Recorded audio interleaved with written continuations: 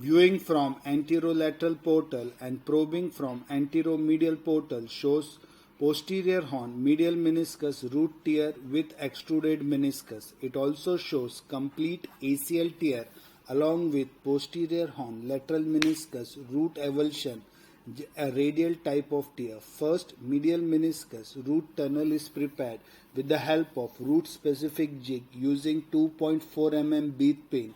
After proper footprint preparation at the anatomical level, fiber tape is used and a cinch knot is taken in the medial meniscus to avoid cut through the substance. Ethylon number 1 loop is used and the fiber tape is shuttle relay from inside the joint outside on the anteromedial tibia, and root is repaired with pull-out suture technique. Similar fiber tape is used and a cinch knot is taken in the posterior horn lateral meniscus root level.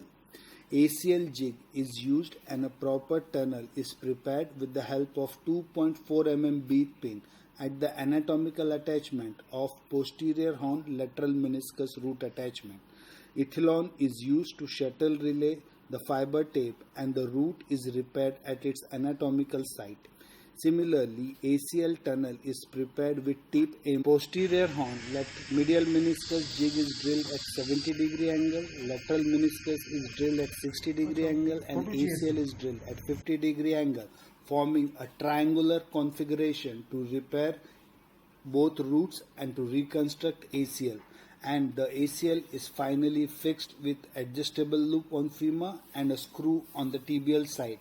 And that's the final picture showing 3 tunnels in a triangular fashion on the anteromedial tibia. Thank you.